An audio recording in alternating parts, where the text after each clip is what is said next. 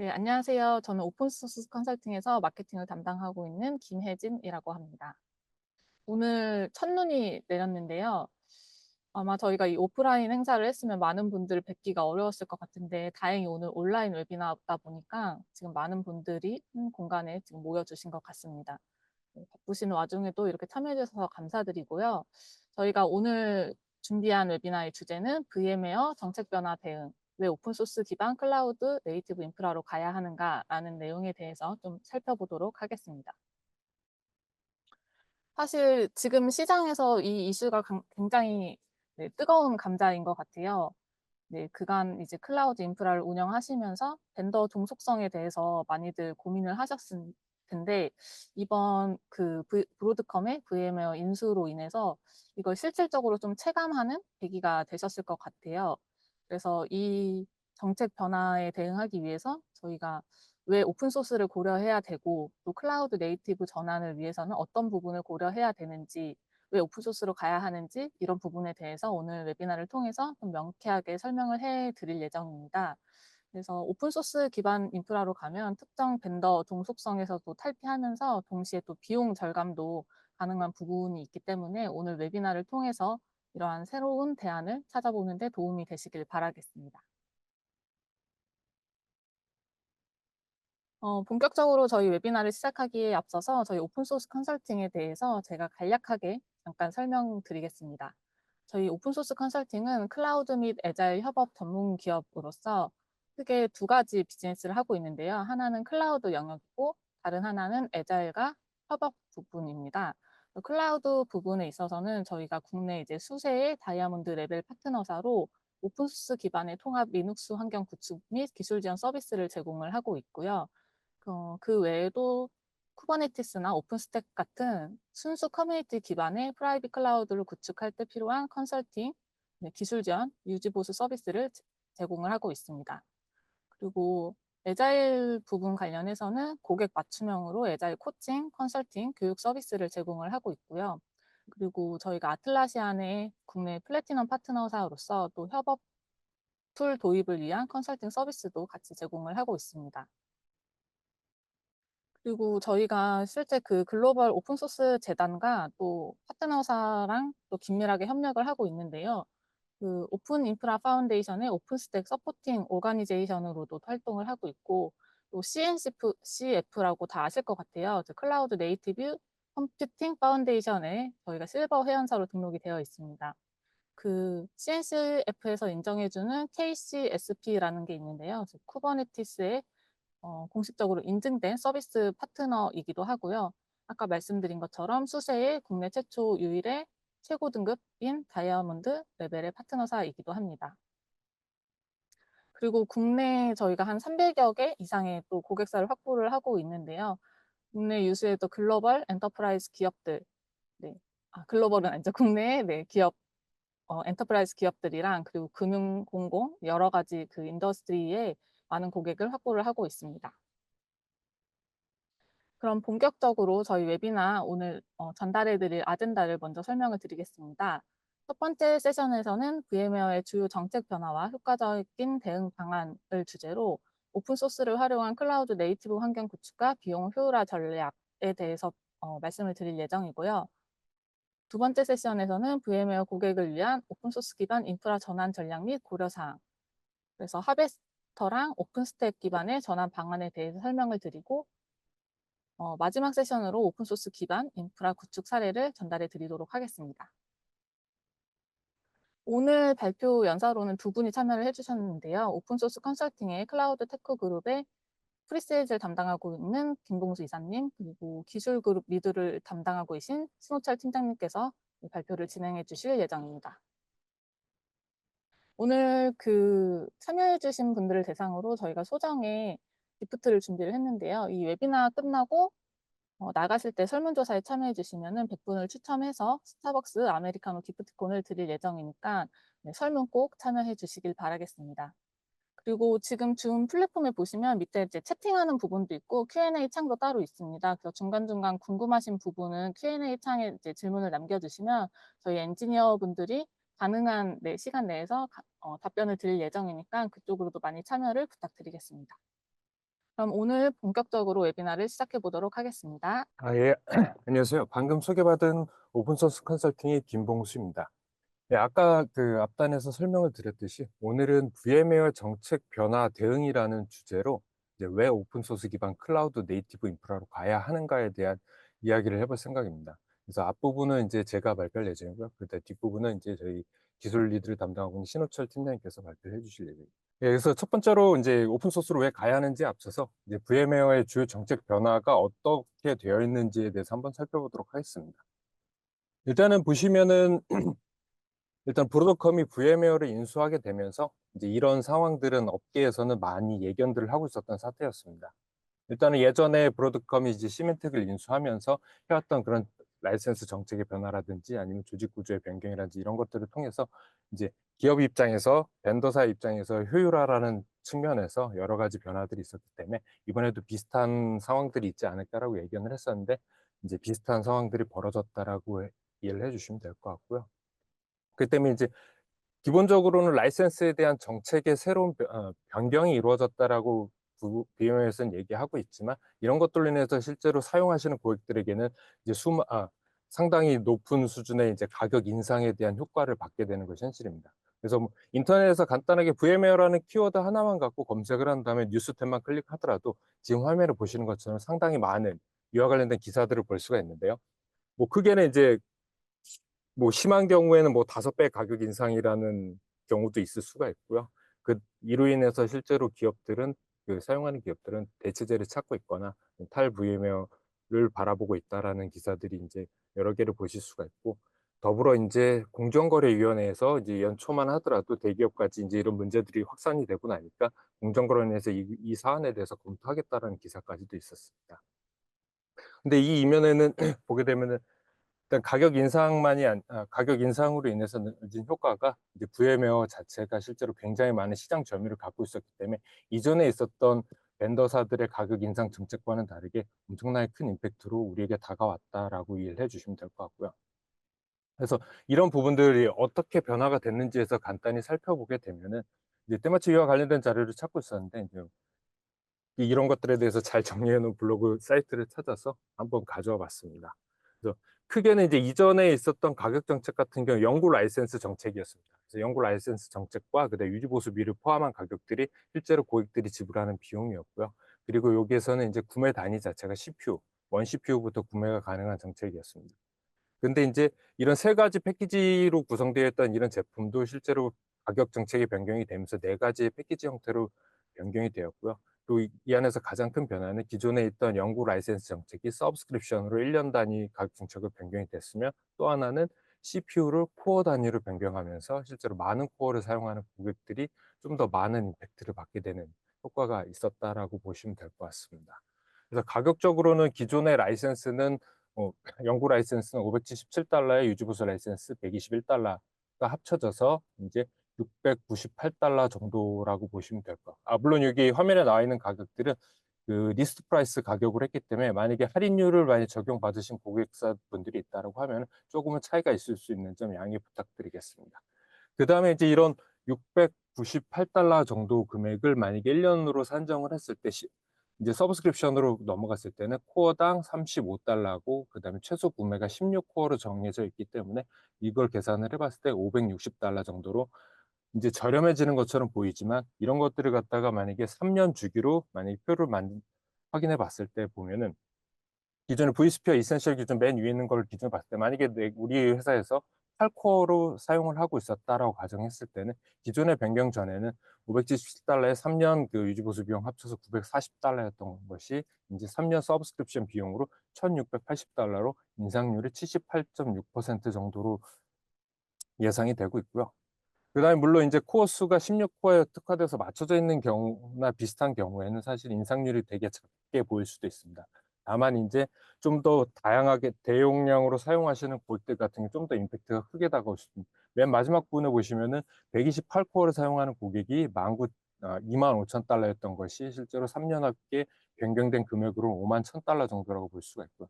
그리고 이면에는 CPU가 코어로 바뀌면서에 대한 영향도도 있지만 실제로 패키지가 변경이 되면서 우리가 사용하는 패키지나 모듈이 무엇이냐에 따라서 내가 선택해야 될 라이센스 등급이 바뀌기 때문에 이에 따른 임팩트도 있기 때문에 이런 부분들을 좀 더 면밀히 검토해서 확인해 보실 필요가 있을 것 같습니다. 다만 이런 정책들 같은 경우가 연초부터 저희도 이제 고객사분들이 많은 그 문의를 주셔 갖고 저희도 고객사분들을 만나면서 미팅을 많이 해 봤는데, 1 차적으로는 봤을 때 고객들이 당장 바꿔야 되는 경우보다는 인제 바꿔야 될 시기가 다가올 거라고 생각돼서 검토하시는 고객들이 대부분이었습니다. 아직 기존에 계약했던 것들이 남아 있기 때문에 갱신해야 되는 시기가 다가옴에 앞서서 인제 한번 검토해 보는 고객들이 많았고요. 인제는 연초가 지나고 이제 연말이 돼서 인제 내년으로 넘어가게 되면 그런 고객사들이 상당히 많이 늘어날 것으로 예상이 되기 때문에 현재 VMware를 사용하시는 고객들이라고 하시면은 이런 부분에서 좀 더 심도 있게 검토를 해 보실 필요가 있을 거라고 생각이 됩니다. 그렇다라고 하면 이런 VMware 이슈가 있을 때 이 이슈에 대해서 어떻게 대응하는가에 대해서 한번 생각할 때 가장 중요한 것은 뭐 현재 있는 환경을 대체할 수 있는가 가장 중요하겠죠. 그리고 대체할 수 있다라는 확신이 들고 난 다음에는 이제 비용적으로는 효율성이 어떻게 되는 것인가. 그다음에는 인제 기술적인 부분들, 그리고 현재 우리가 보유하고 있는 기술 인력으로 이것이 커버 가능한지에 대한 부분들, 여러 가지들을 검토할 필요가 있습니다. 이런 것들에 대해서 검토했을 때 몇 가지 방안을 고민해 볼 수가 있는데요. 1 차적으로는 퍼블릭 클라우드도 하나의 대안이 될 수 있겠죠. 일단은 인프라에 대한 환경이 빠른 준비가 가능하고, 그다음에 이런 인프라에 대해서 구성을 했을 때 일정 부분 밑단 부분에 대해서는 CSP 업체들이 일정 부분 관리를 해 주는 것도 하나의 장점이 될 수가 있습니다. 물론 다만 인제 저희가 만났던 고객들은 퍼블릭 클라우드로의 전환을 검토하는 고객들 아직 보지 못했는데, 그런 이유들이 대부분 프라이빗 클라우드 안에서 VMware를 사용하시는 고객들이 내부 업무를 외부로 뺄 수 없는 경우들이 대부분이었기 때문에 이런 것 그러지 못하는 케이스들이 있었지만, 이런 것도 하나의 만약에 외부로 뺄 수 있는 업무가 있다면 이런 것도 하나의 대안이 될 수 있다고 볼 수 있습니다. 두 번째로는 프라이빗 클라우드를 내부에 구축을 하는데 인제 VMware 같은 벤더 제품을 사용하는 것도 하나의 방법이 될 수가 있습니다. 이렇게 벤더 제품을 사용할 때는 1 차적으로는 벤더 제품 사용할 때 안정적인 기술 지원이 가장 큰 장점이 될 수 있고요. 다만 단점이 될 수 있는 부분은 또 다른 비용에 대한 효율성에 대해서 심도 있게 검토가 필요한 부분이 또 단점이 될 수가 있습니다. 그리고 인제 마지막으로는 이제 프라이빗 클라우드를 오픈 소스로 구축을 했을 때도 하나의 선택지가 될 수가 있는데요. 뭐 가장 큰 장점이라고 하면은 벤더의 종속성 탈피라는 하나의 목표를 이룰 수가 있고, 또 하나는 이에 맞춰서 비용에 대한 효율성까지, 오픈 소스이기 때문에 비용에 대한 효율성까지 가져갈 수가 있고요. 다만 단점이라고 하시면 고객사분들을 만났을 때 이런 것들에 대한 기술에 대한 내재화가 되어 있지 않거나 엔지니어들을 보유하고 있지 않다라고 했을 경우에는 이런 것들이 굉장히 부담이나 허들로 다가오고 있는 것이 현실입니다. 다만 이런 부분들을 저희 오픈 소스 컨설팅과 협업을 하신다라면 이런 부담을 줄이고 성공적인 전환 방안을 마련하는 데 계기가 될 수 있을 거라고 생각이 되고요.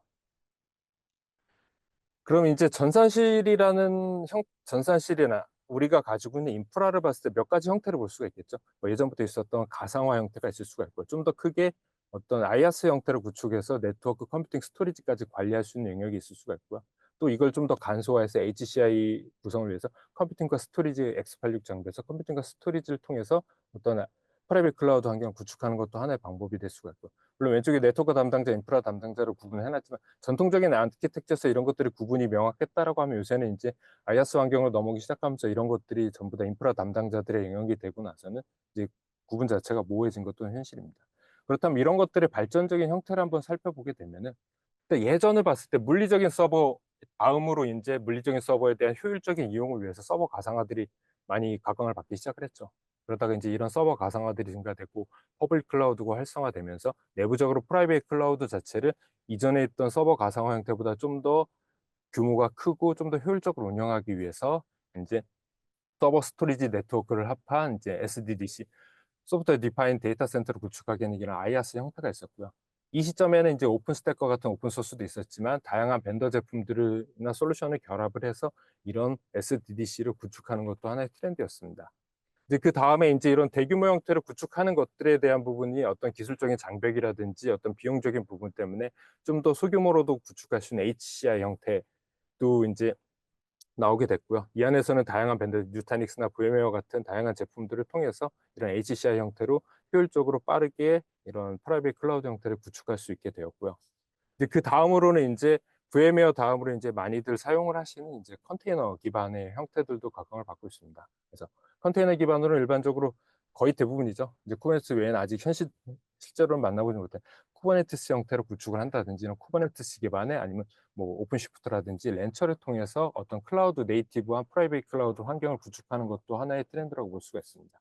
그다음에 이런 것들에 대해서 구축을 하고 운영을 하다 보면 VM과 컨테이너를 같이 운영하고 이런 것들이 이원화되다 보면은 어떤 불편한 점이 있을 수도 있는데 이제 이런 것들을 갖다가 이제 클라우드 네이티브 형태의 인제 인프라를 구축하기 위한 인제 클라우드 네이티브 HCI 형태도 있습니다. 그래서 이거는 기본적으로 뒷부분에서 설명을 드리겠지만 기본적으로는 컨테이너와 VM을 통합해서 효율적으로 관리하기 위한 하나의 기술적인 요소라고 볼 수가 있고요. 그래서 물론 인제 VM부터 시작한 이런 기술의 변화들이 최신 기술이라고 항상 우리 조직에 맞다라고 볼 수는 없고요. 다만 우리 조직에서 활용하는 업무의 워크로드가 어떤 형태로 구축됐을 때 가장 효과적인지에 대한 부분을 검토하시고 거기에 맞는 인프라에 대한 기술 요소를 선택하시면 좋을 것 같습니다.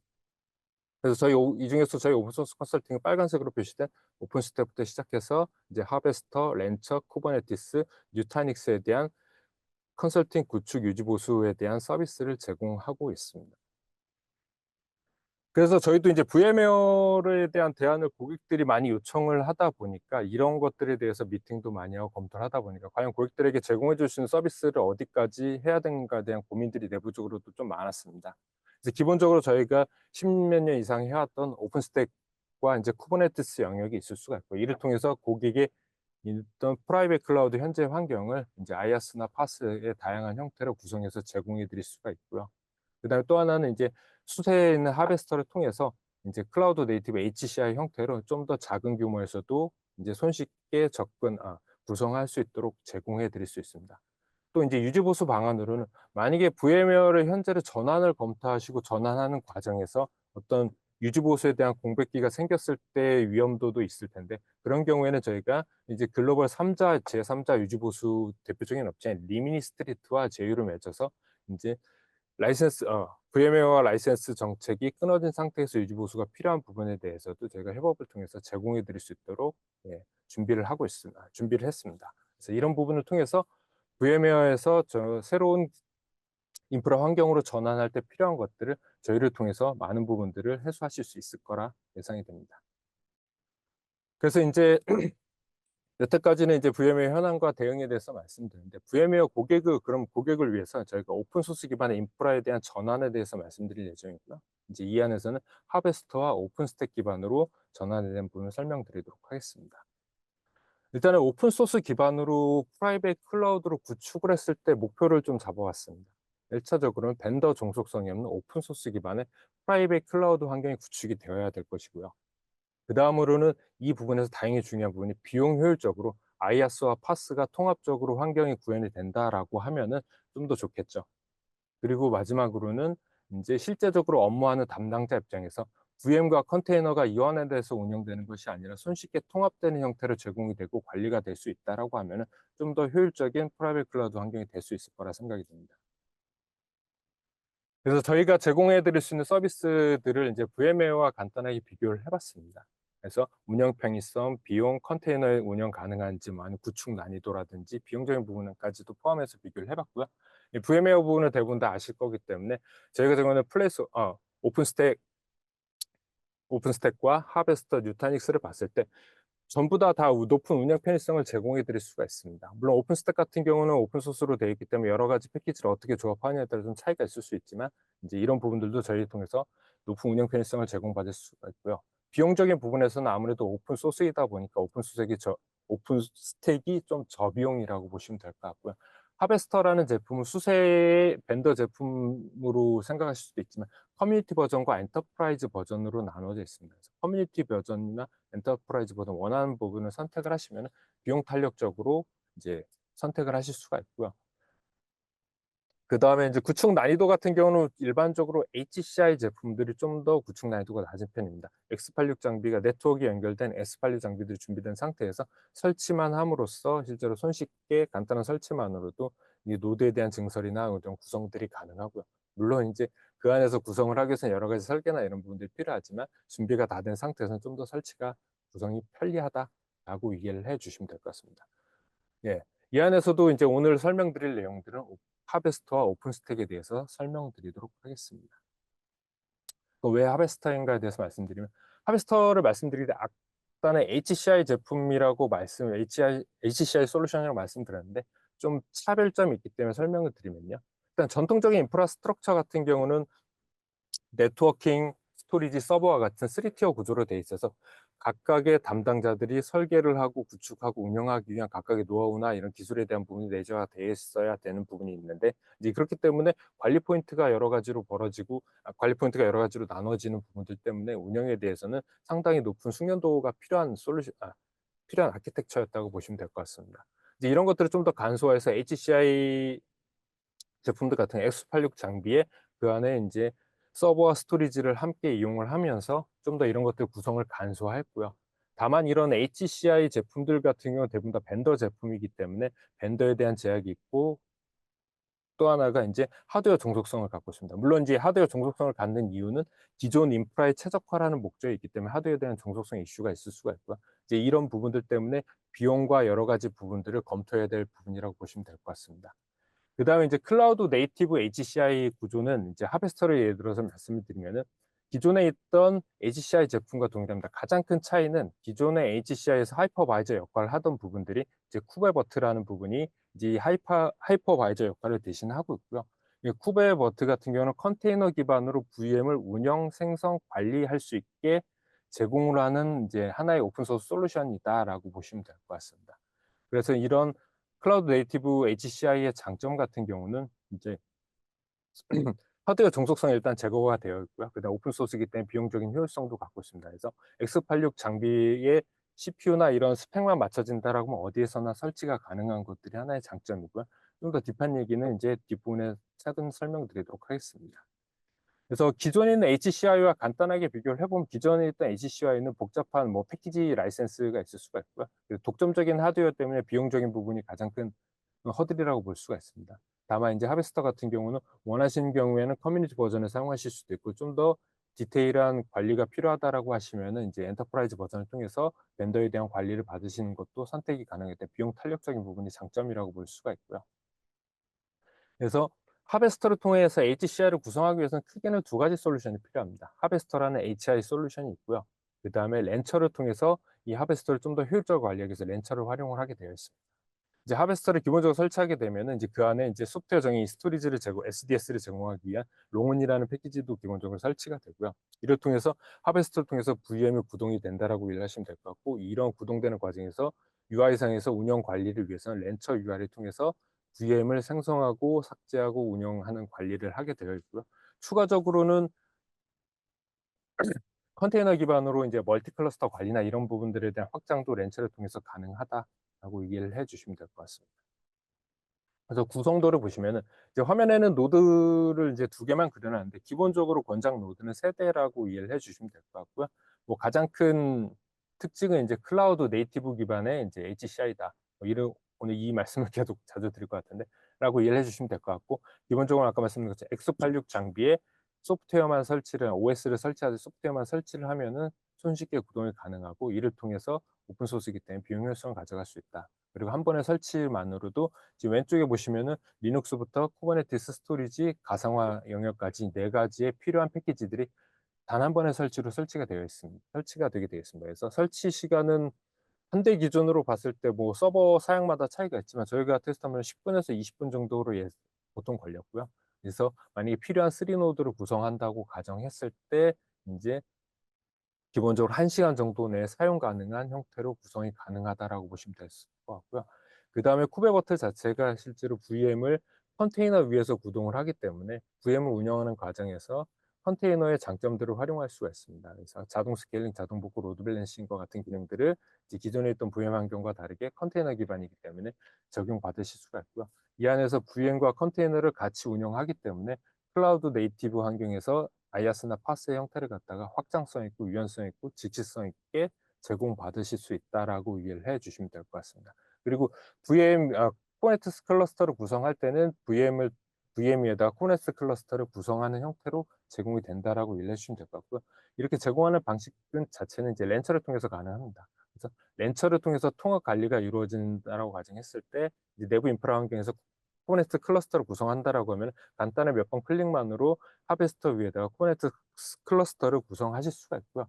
그다음에 이 외에도 만약에 요새 같은 경우는 쿠버네티스 환경들을 오래 운영하신 고객들 같은 경우는 멀티 클러스터 환경들을 많이들 활용을 하고 계신데, 아니 외부 인프라 환경이라든지 아니면 내부에 또 다른 벤더 제품이나 아니면 오픈 소스 기반의 어떤 그런 VM 환경들이 있을 때 거기에 인제 쿠버네티스 클러스터를 배포하고 관리할 수 있게 렌처에서 제공을 하고 있습니다. 그래서 그 화면의 오른쪽에 보시면은 애저부터 AWS, 구글, 오라클과 같은 이런 퍼블릭 클라우드 외에도 이제 VM웨어, 오픈스택과 같은 이런 다양한 제품, 프라이빗 환경에 대해서도 실제 쿠버네티스 클러스터를 멀티 클러스터로 관리할 수 있게 제공한다라고 이해를 해 주시면 될 것 같습니다.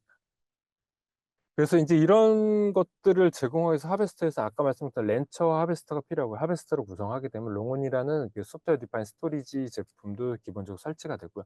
그리고 이런 것들이 전반적으로 컨테이너 위에서 VM과 이런 것들이 관리가 되기 때문에, 그리고 요새들 고객분들이 인제 컨테이너 보안에 대해서도 많은 관심을 갖고 계신데, 이제 동일한 이제 수세인 뉴벡터라는 제품을 통해서 컨테이너에 대한 보안을 제로 트러스트 기반으로 런타임 환경에서 보안을 제어받고, 만약에 운영 과정에서 발생될 수 있는 여러 가지 예상 외의 패턴이나 이런 것들을 자동적으로 적용할 수 있게도 구성이 가능하다. 그래서 이런 제품들을 통해서 인제 컨테이너와 VM을 효율적으로 관리하고 보안이 필요한 부분까지도 다 커버가 가능하다라고 이해를 해 주시면 될 것 같습니다. 그래서 마지막으로 하베스트에 대해서 요약을 설명드리면, 이제 클라우드 네이티브 HCI 솔루션이라는 걸 기억해 주시면 될 것 같고요. 그다음에 간단한 구성과 배포 관리가 된다. 그리고 렌처와 결합되어 있음으로 통해서 VM과 컨테이너의 통합 관리가 가능하고, 그다음에 인제 오픈 소스 기반이기 때문에 비용 효율성에 대한 부분도 확보할 수가 있고, 그리고 요새 많은 관심을 갖고 계시는 클라우드 네이티브 보안에 대한 부분도 기술적으로 지원이 가능하다라는 부분까지 이해를 해 주시면 될 것 같습니다. 그래서 하베스트에 대한 설명까지 여기까지 드렸고요. 이제 다음 오픈 스택부터는 인제 다음에 신호철 팀장님께서 진행해 주시도록 하겠습니다. 안녕하세요. 그 오픈스택을 쓰는 이유에 대해서 설명을 하기 위해 발표를 맡은 신호철입니다. 만나서 반갑습니다. 발표에 앞서 일단 제가 브로드컴이 이제 VM웨어를 인수했잖아요. 그럼 이제 오픈소스 기반으로 오픈스택을 왜 선택해야 되는지에 대한 이유를 좀 설명하려고 합니다. 비용 얘기는 계속 나와서 사실은 비용 부분은 너무 다들 잘 알고 있을 것 같고, 벤더 종속도 마찬가지로 다 잘 알고 있을 거라고 생각이 듭니다. 그래서 이제 이런 부분들이 있었을 때 기업들은 그러면 어떤 대안을 갖고 있는가에 대한 궁금증이 좀 있었어요. 사실 여러분들 지금 듣고 있으신 분들이 뭐 대안으로 어떤 것들을 생각하고 있는지는 모르겠지만, 딱히 떠오르지 않는 부분들도 좀 있었습니다. 왜냐하면 VM웨어가 이제 비용 부분과 뭐 벤더 종속이 있긴 하지만, 사실 제가 생각했을 때 되게 훌륭한 솔루션이라고 생각하고 있거든요. 그 부분을 제외하면 대안이 있을까? 고민이 좀 드는데, 사실 이 고민은 바로 해결이 될 수 있습니다. 그 대안은 14년이라는 시간 동안 기술적인 숙련도와 꾸준히 발전해온 오픈소스 프로젝트가 하나 있습니다. 안정적이고 신뢰할 수도 있고, 그리고 엔터프라이즈급 클라우드까지 지원이 가능한 오픈스택이 그 답이인데요. 그래서 제가 그 오픈스택이랑 VM웨어에 대한 기능들 좀 확인을 좀 해봤습니다. 여기 아까 질문하신, 제가 잠시만요. 황교건님이 질문 주신 부분이 좀 답변이 될 수도 있긴 하는데, 이제 왼쪽에 보시면 이제 VM웨어랑 오픈스택에 대한 비교이고, 이거는 가장 간단한 기능들을 좀 특징들을 써놨어요. 일단 뭐 VM웨어 같은 경우는 웹 콘솔도 제공되고, 라이브 마이그레이션도 진행이 되고, 뭐 볼륨도 마이그레이션이 되고, 그 다음에 제어 평면을 위한 클러스터링, 그러니까 HA 구성도 가능하죠. 백업 통합도 가능하고, 핫플러인 및 확장도 가능하고, 그다음 사이트 간의 이제 VM 마이그레이션까지 가능하거든요. 근데 오픈스택도 이와 동일한 기능들을 다 제공하고 있습니다. 옆에 보시면 이제 비교표로 보시면 웹 콘솔도 지원이 되고요. 라이브 마이그레이션도 진행되고, 볼륨 마이그레이션도 제공이 되고, 뭐 얘기하신 것처럼 이제 여기서 좀 핫하게 본 게 이제 VMHA 기능인데, 이것도 마사카라라는 프로젝트를 통해서 기능이 제공이 되고 있습니다. 그런 부분들이 있고, 조금 더 크게 범위로 넘어가면 이제 VM웨어에 있는 NXX 쪽, 네트워크 쪽 부분들도 궁금하실 텐데, 이 부분도 표와 보듯이 모든 기능들이 다 동일하게 제공된다고 보시면 됩니다. 물론 이제 기술적인 거나 기능적인 부분에 약간 차이가 있을 수 있긴 하지만 전혀 그 VMware에서 오픈스택으로 넘어가거나 아니면 VMware 대안으로 오픈스택을 선택하더라도 크게 문제없는 플랫폼이라고 생각을 하시면 될 것 같고요. 그래서 이제 조금 더 보시면 그 실제 VMware는 모든 기술, 그러니까 하드웨어 부분까지 포함해서 가상화를 하는 거고, 오픈스택은 실제 그냥 솔루션 기반의 이제 가상화를 한다고 좀 보시면 될 것 같고, 그 왜 대안으로 오픈스택을 계속 생각하고 있냐면, 이제 마이그레이션 부분도 좀 고민을 할 수 있잖아요. 기존에 내가 VMware를 쓰고 있지만 오픈스택으로 이전을 하고 싶어. 근데 사실 이게 쉽지는 않아요. 쉽지는 않지만 이게 가능한 이유들은 여기 보시면 이제 스토리지 부분 보시면 오픈스택 같은 경우 신더, 뭐 스위프트, 셉 등 다양한 스토리지들을 좀 제공을 하고 있고, 네트워크 부분도 이미 그 VMware에서 제공하는 NXX 부분에 있는 플러그인이나 이런 것들도 다 뉴트론 쪽에서 백엔드로 지원하고 있거든요. 플러그인으로. 그런 부분들을 봤을 때는 크게 옮기는데 문제가 없다. 그리고 VMware는 이제 대규모까지 구축은 가능한데 엔터프라이즈까지급까지는 좀 어렵다고 저는 판단을 하고 있습니다. 근데 오픈스택은 그와 틀리게 엔터프라이즈급 클라우드도 구성이 가능하기 때문에 훨씬 더 좋은 대안이라고 생각을 하고 있어요. 장표를 조금 더 보시면 사실은 이제 밑에 있는 부분이 VMware가 이제 구성하는 SDDC 인프라스트럭처이고 위에는 이제 오픈스택 쪽 부분인데요. 기능은 거의 유사하긴 해요. 이게 뭐 차이는 이제 가상화 기반이 이제 VMware에서 제공하는 ESXi 부분을 지원을 한다던가 오픈스택 쪽은 이제 KVM 다양한 또 가상화 기반을 제공하고 있고, 그다음에 여기 오픈스택에서 가장 좀 중요하게 봐야 될 게 사실은 이제 오픈스택은 블록 스토리지 부분이랑 이제 이미지 쪽 데이터를 쓰는 부분에 대한 드라이버들이 50개 정도의 드라이버들을 서포트를 하고 있습니다. 그러니까 뭐 델이라던가 아니면 셉 스토리지를 비롯한 다양한 벤더사에 있는 드라이버들을 제공을 하고 있기 때문에 쓰는데 전혀가 문제가 없습니다. 그리고 가장 이제 이전 했을 때 좀 고민되는 게 그 네트워크 부분인데, 네트워크도 아까 앞에서 말씀드린 것처럼 뉴트론 쪽에서 NXXT 플러그인도 지원을 되고 있고, 그게 만약에 지원이 안 되고 별도의 구성을 한다고 하면 오픈스택에 아주 훌륭한 OVS도 오픈 소스가 있기 때문에 그 기능을 이용해서 서비스를 제기를 할 수 있고요. 자, 그러면 이 장표는 그 오픈스택의 랜드스케이프인데요. 여기서 보시면 일단 첫 번째로 이제 그 오픈스택 기능에 대해서 설명을 드리겠습니다. 1번 항목을 보시면 이제 호라이즌이라고 해서 아까 웹 콘솔 대시보드 화면이고요. 2번이 키스톤 쪽, 이제 로그인 정보들을 인증하는 부분이고, 3번이 그 뉴트론 쪽, SDN 쪽, 그러니까 네트워크 쪽을 담당하고 있는 부분이에요. 그 다음에 블록 스토리지를 담당하는 신더 4번, 5번은 이제 노바 컴퓨팅. 실제로 여기에 이제 그 컴퓨터링 리소스가 올라가고 여기에서 이제 동작을 해서 서비스를 할 수 있습니다. 그리고 글랜스 6번 글랜스 이미지는 각종 OS들을 올릴 수 있는 저장 공간이라고 보시면 될 것 같습니다. 저희가 쓰는 뭐 우분투라든지 센토스, 레드 리눅스, 뭐 기타 등등의 OS를 다 올려서 쓸 수 있고요. 다음 아이로닉 같은 경우는 이제 뭐 베어메탈이 필요하시는 고객들이 있으면 이 아이로닉 기능을 이용해서 베어메탈로 배포를 할 수 있고요.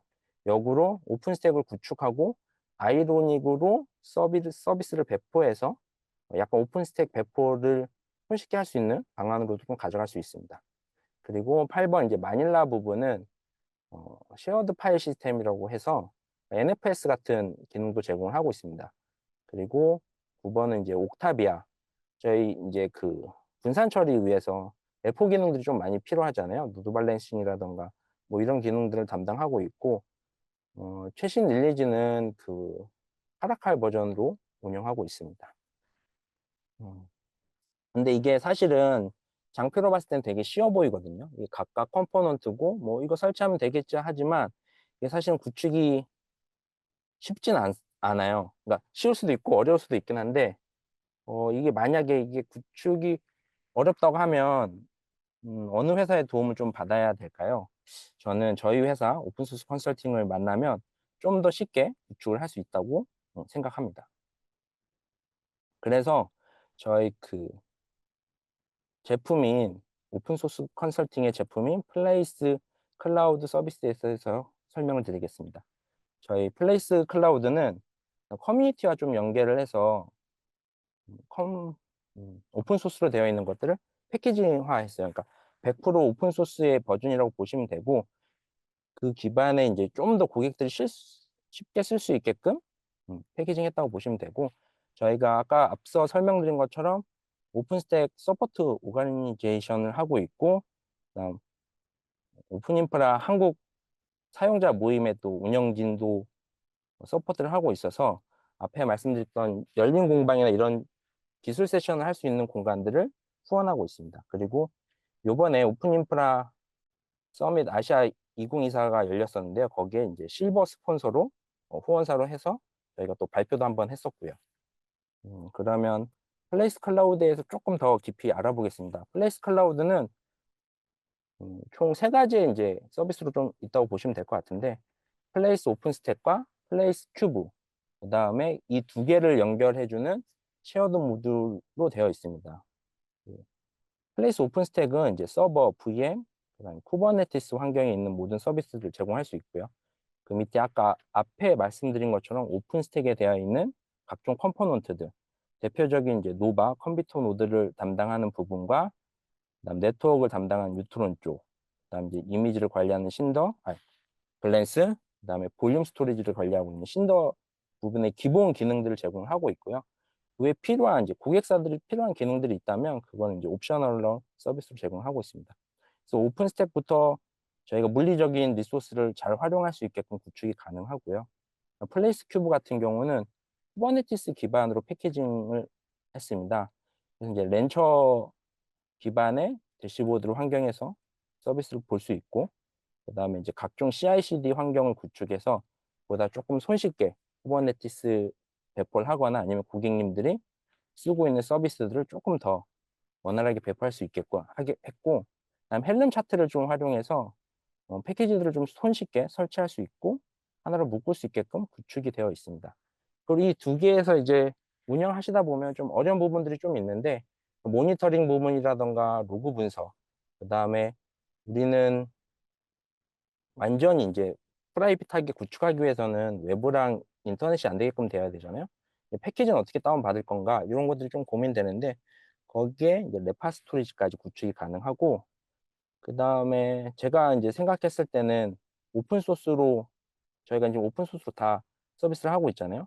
스토리지 부분도 되게 궁금하실 것 같은데, 이것도 저희가 셀프 스토리지를 활용해서 제공을 하고 있습니다. 요 모든 게 이제 하나의 연결고를 연결해서 서비스를 할 수 있다고 보시면 될 것 같습니다. 그럼 이제 플레이스 클라우드 아키텍처에 대해서 조금 더 깊이 보겠습니다.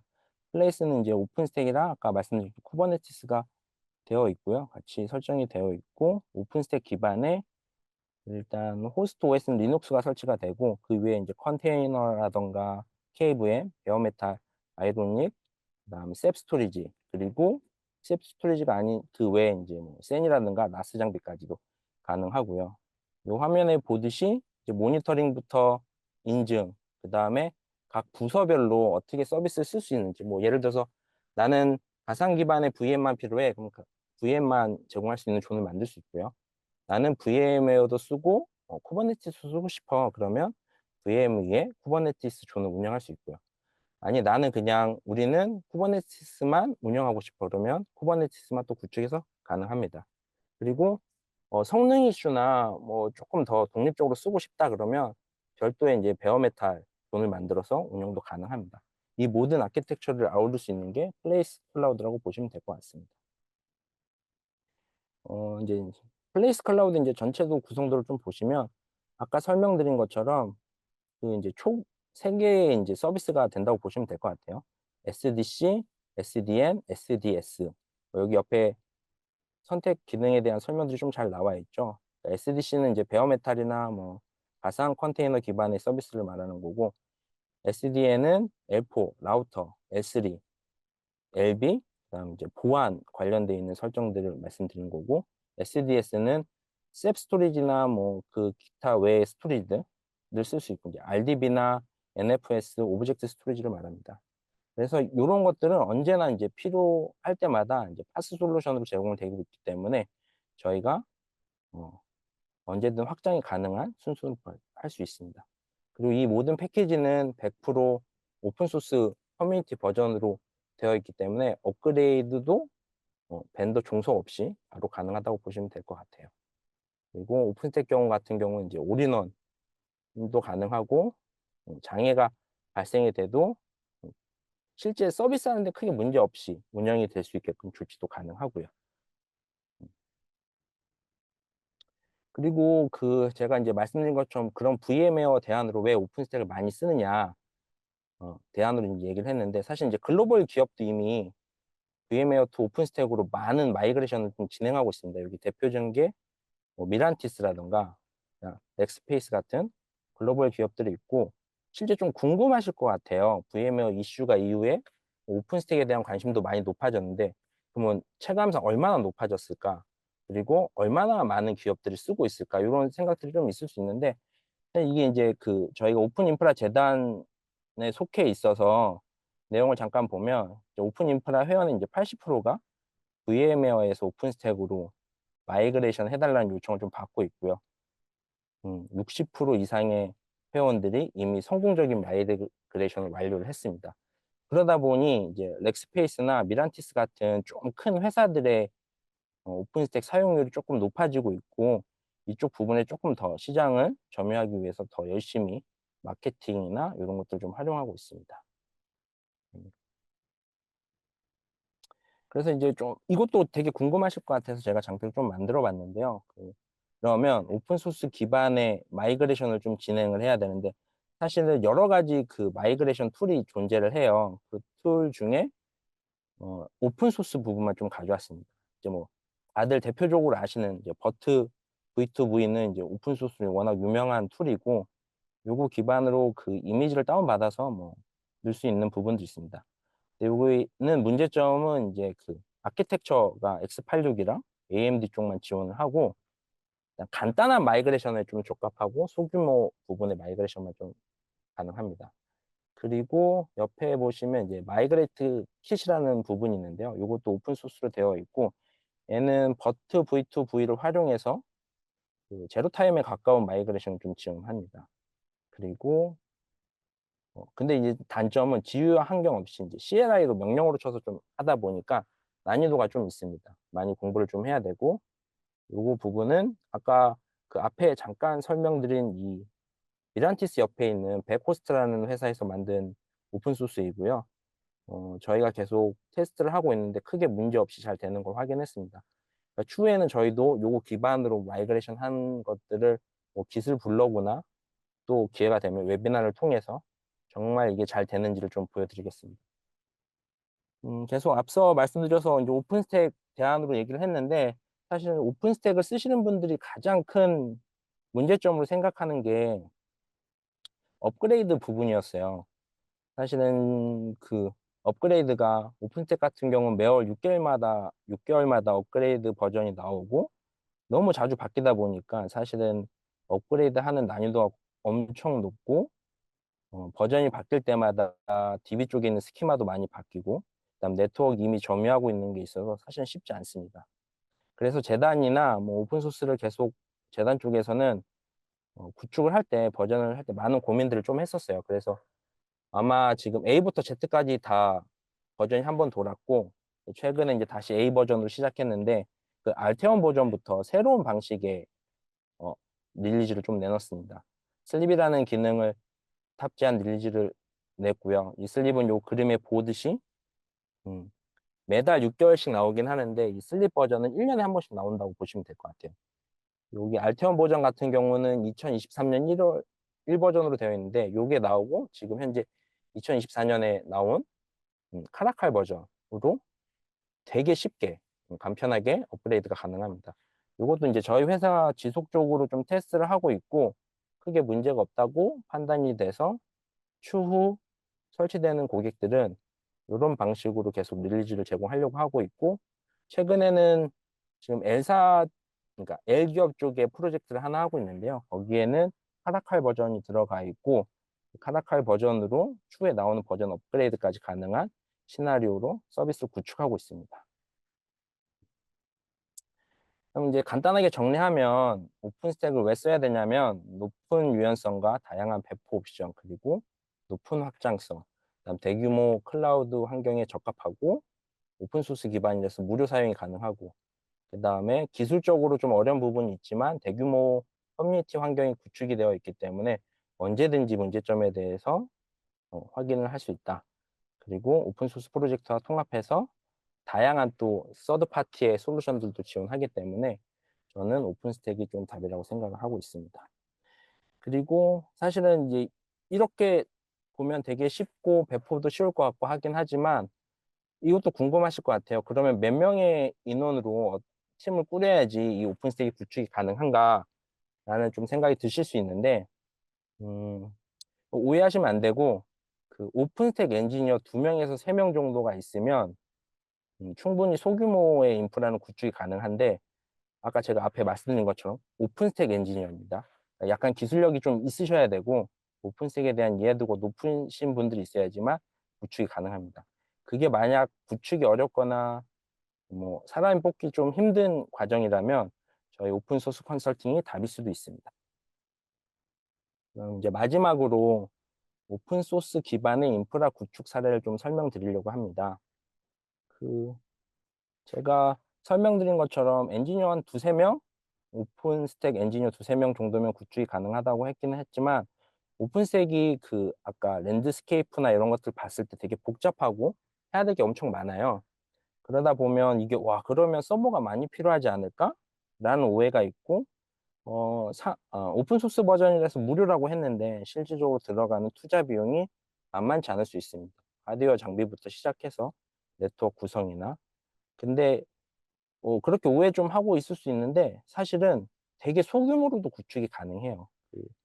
저희 사례 중에 하나가 이제 T사 내부 업무 쪽 서버를 구성한 건데 음, 해당 부분은 이제 HCI 기반으로 오픈스택을 좀 구축을 해본 사례입니다. 서버는 이제 SDC를 쏟고 스토리지는 SDS, 모니터링은 프로메테우스랑 그라파나를 이용해서 구성을 했고요. 그림에 보듯이 뭐 오픈스택 위에 이제 우분투 기반의 오픈스택을 올렸고 배포 노드랑 관리 노드, 컴퓨팅 노드, 컴퓨팅 스토리지 이런 식으로 통합해서 구축도 가능하고 총 7대로 구축을 하긴 했었는데 이거보다 더 작게도 할 수 있습니다.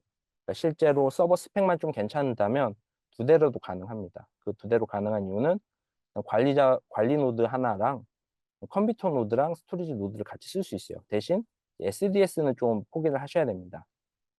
그냥 이제 로컬 디스크에 있는 부분들을 좀 쓸 수 있기 때문에 그게 구성이 가능하고 그러면 제가 아까 엔터프라이즈급 구성도 가능하다고 말씀드렸잖아요. 저희가 이제 기상청이 저희가 구축한 프로젝트 중에 가장 AWS랑 유사하게 SDDC를 할 수 있는 구성을 좀 했습니다. 구성도 잠깐 보면 서버 대수는 지금 구성 당시에 400여 대고요. 지금은 조금 더 늘어나서 한 600여 대 정도 운영이 되어 있고 VCPU는 12,958개 정도, 그다음 스토리지는 6.7TB, 페타바이트, 죄송합니다. 페타바이트로 구성이 되어 있고 여기에 들어간 모듈들은 이제 SDC, SDS, SDN, 그라파나, 프로메테우스, 그러니까 추가적으로 아까 말씀드렸던 저희 쪽 제품들, 플레이스 큐브, 쿠버네티스랑 CI/CD, 레파 스토리지 같은 다양한 모듈들이 들어가 있고요. 그다음에 기상청 같은 경우는 이제 서울과 오창 부분이 이제 액티브로 구성이 되어 있어서 서울 서비스가 무너져도 오창에서 서비스가 되고 오창 서비스가 무너져도 서울에서도 운영이 가능합니다. 기상청 사례를 조금 더 보겠습니다. 소규모보다는 이제 좀 대규모에 대한 관심이 좀 많으실 것 같아서 아까 말씀드린 것처럼 이제 AWS 구축 모델로 다양한 용도의 클러스터 구성이 가능하게끔 구축을 했고요. 그 환경에 맞게끔 존을 총 4개로 나눴어요. 오픈스택 클러스터 부분, 베어메탈, 뭐 쿠버네티스, 오픈스택 쿠버네티스, 그 다음에 쿠버네티스 GPU 팜, 그런 부분을 좀 나눠서 운영을 하고 있고요. 지금 이 구성도는 그 여러분들이 맨날 날씨 환경이나 이런 것들 좀 보시잖아요. 아까 저희 혜진님이 얘기한 것처럼 눈이 많이 내렸는데 이런 정보들도 다 저희가 만든 시스템 안에서 운영된다고 보시면 될 것 같습니다. 그럼 요 지금 말한 4개의 존에 대해서 조금 더 디테일하게 보겠습니다. 그 오픈스택 존 같은 경우에는 뭐 되게 간단합니다. 그 컴퓨터 노드가 있고, 그러니까 기본적으로 컴퓨터 노드 외부망, 내부망이 구성이 되어 있고요.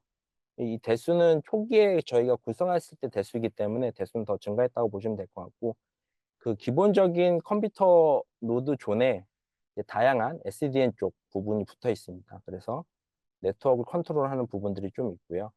그다음에 SDC는 컴퓨터 노드 쪽, 그러니까 이제 대시보드나 뭐 네트워킹, 오브젝트 스토리지, 베어메탈, 블록 스토리지, 이미지 같이 다 쓸 수 있고, 그 밑에 저희가 이제 그 고객 데이터가 중요하기 때문에 셉 스토리지, 그다음에 NFS, 그다음 셉 클러스터 등을 지원하고 있습니다.